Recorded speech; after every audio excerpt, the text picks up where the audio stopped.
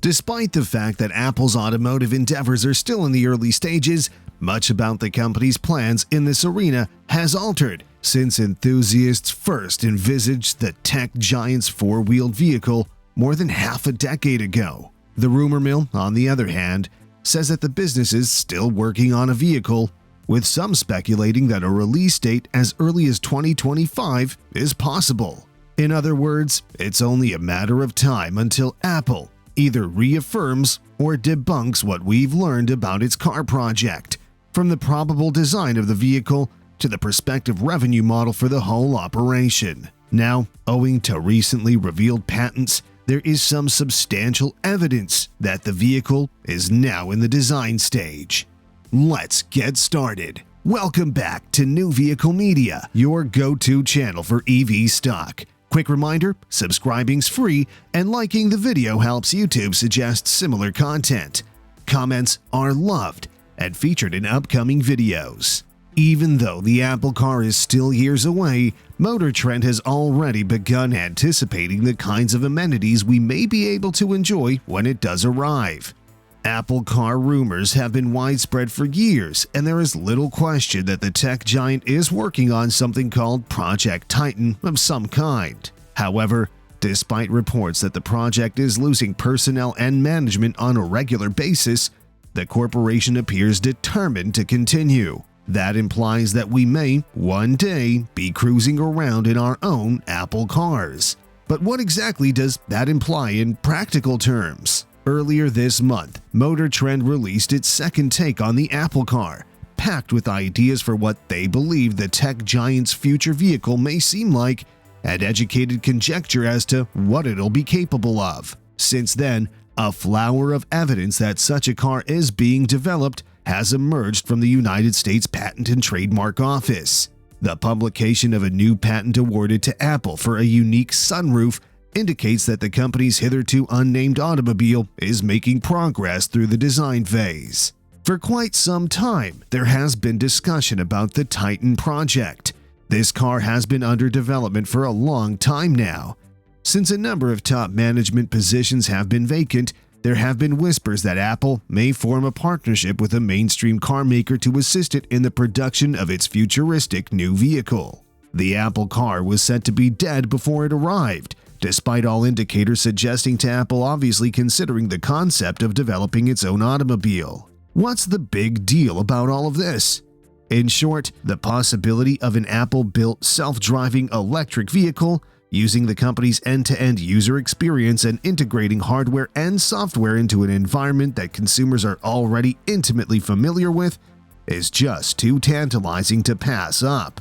If the business dropped a car to the market, it could be one of the most extensive transit options available to millions of people would be an Apple car that would be an instant extension of Apple's ecosystem into the actual world. Although we're generally accustomed to seeing patents from Apple demonstrating new technology that the firm has been dabbling with in its products, this sunroof patent is a little different.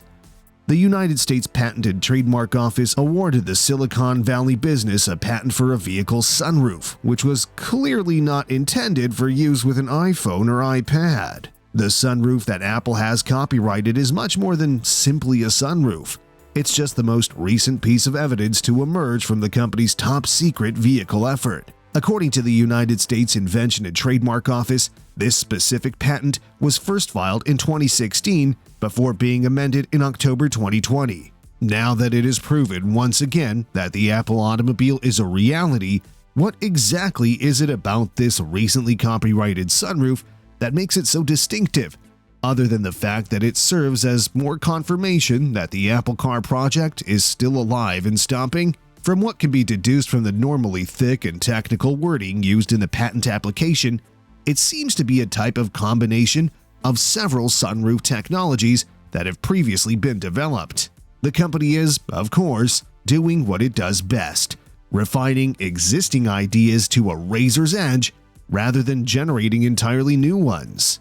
This patented design looks to be a combination of the fundamental characteristics of an openable sunroof and a variable opacity glass window, similar to Mercedes-Benz's Magic Skyroof technology, which has been in use for years. Magic Sky allows customers to electrically control the translucence of a glass roof panel, allowing them to go from completely transparent to opaque without the need for shifting shades or coverings. Until now, we've either seen automobiles with a sunroof or vehicles with Magic Sky roof technology, but never both at the same time. So the Apple patent comes into play here.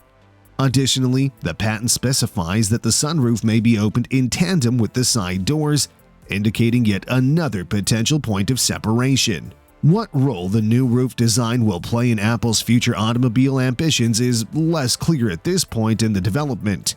Interestingly, the patent does not explicitly say what the business intends to do with the technology. Still, one might envision the sunroof as an option that passengers in a future Apple car would be able to choose to enjoy the sunlight with either an open sunroof or only through glass. But for now, speculations continue to circulate that Tim Cook's business intends to create its car in a partnership with a recognized automotive manufacturer. Apple may benefit from such a move if it can keep the per-unit prices down to a reasonable level.